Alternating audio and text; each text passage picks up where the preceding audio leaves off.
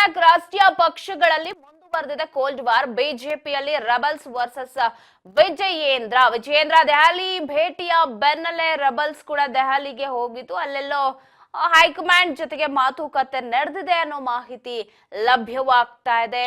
ಒಂದು ಕಡೆ ಕಾಂಗ್ರೆಸ್ ನಲ್ಲಿ ಡಿನ್ನರ್ ಪಾಲಿಟಿಕ್ಸ್, ಇನ್ನೊಂದು ಕಡೆ ರೆಬಲ್ಸ್ ವರ್ಸಸ್ ವಿಜಯೇಂದ್ರ.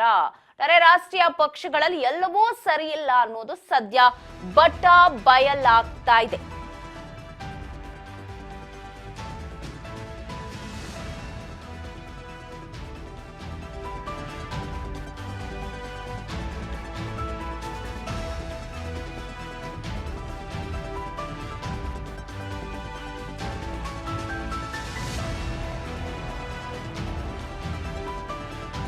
ಹೇಳ್ಕೊಳಕ್ ಮಾತ್ರ ರಾಷ್ಟ್ರೀಯ ಪಕ್ಷಗಳು, ಬಟ್ ಒಂದು ಸರಿ ಇಲ್ಲ.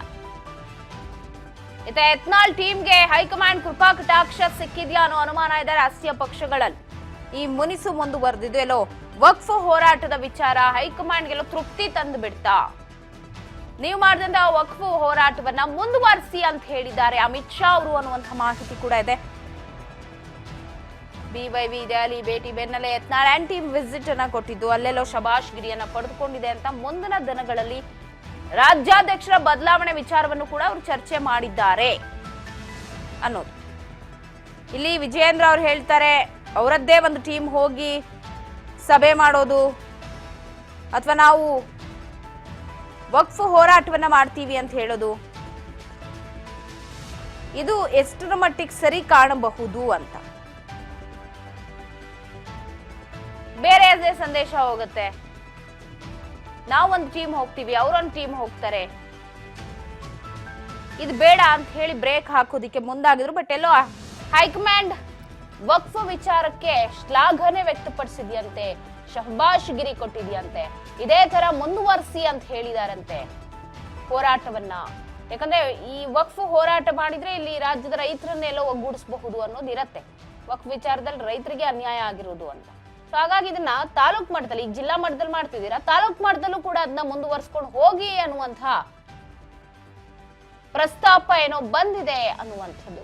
ಇನ್ನೊಂದು ಕಡೆ ವಿಜಯೇಂದ್ರ ಅವ್ರು ಕೊಟ್ಟ ದೂರು ಅದೇ ಧೂಳಿಪಟ್ಟ ಆಗೋಯ್ತು. ಹಾಗಾದ್ರೆ ಇಲ್ಲಿ ರೆಬಲ್ಸ್ ವರ್ಸಸ್ ವಿಜಯೇಂದ್ರ ಅಂದಾಗ ಎಲ್ಲೋ ರೆಬಲ್ಸ್ ಟೀಮೇ ಮುಂದೆ ಹೋಯ್ತಾ, ಪದೇ ಪದೇ ಅವ್ರಿಗೆ ಬ್ರೇಕ್ ಹಾಕ್ತೀವಿ ಅಂತ ಹೇಳಿ ಅವ್ರು ಮಾಡಿದಂಥ ಕಾರ್ಯಕ್ಕೀಗ ಶ್ಲಾಘನೆ ಸಿಕ್ಕಿದೆ.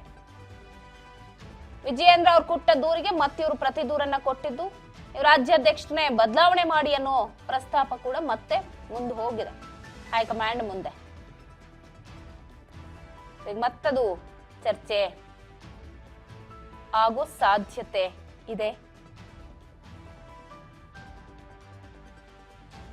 ಹಾಗಾದ್ರೆ ರಾಜ್ಯಾಧ್ಯಕ್ಷರ ಬದಲಾವಣೆ ಫಿಕ್ಸ್ ಆಯ್ತಾ ಏನು ಅಂತ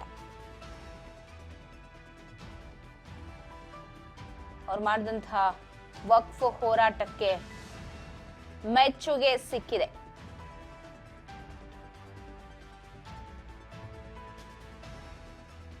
ಮುಂದಿನ ದಿನಗಳಲ್ಲಿ ಬಿವೈ ವಿಜಯೇಂದ್ರ ಅವ್ರನ್ನು ಕೂಡ ಬದಲಾವಣೆ ಮಾಡಿ ರಾಜ್ಯಾಧ್ಯಕ್ಷ ಸ್ಥಾನದಿಂದ ಅನ್ನೋ ಮಾತು ಕೂಡ ಕೇಳಿದೆಯಂತೆ. ಇನ್ನೊಂದು ಕಡೆ ಅಮಿತ್ ಶಾ ಅವರು ಕೂಡ ರೆಬಲ್ಸ್ ಟೀಮ್ ಜೊತೆಗೆ ಮಾತನಾಡಿ ವಕ್ಫ್ ಹೋರಾಟ ಬಹಳ ದೊಡ್ಡದ ಹೋರಾಟ, ಸೊ ಅದು ನೀವೇನು ಸಮಾವೇಶಗಳನ್ನ ಮಾಡಿದ್ರಿ, ಜನ ಜಾಗೃತಿಯನ್ನ ಮಾಡಿದ್ರಿ, ಜಿಲ್ಲಾ ಮಟ್ಟದಲ್ಲಿ ಏನು ಮಾಡ್ಕೊಂಡು ಹೋಗ್ತಾ ಇದ್ದೀರಾ ಅದನ್ನ ತಾಲೂಕು ಮಟ್ಟದಲ್ಲೂ ಕೂಡ ಮುಂದುವರಿಸಿ ಅನ್ನುವಂತಹ ಸಲಹೆ ವರಿಷ್ಠರಿಂದ ಸಿಕ್ಕಿದೆ ಅಂತ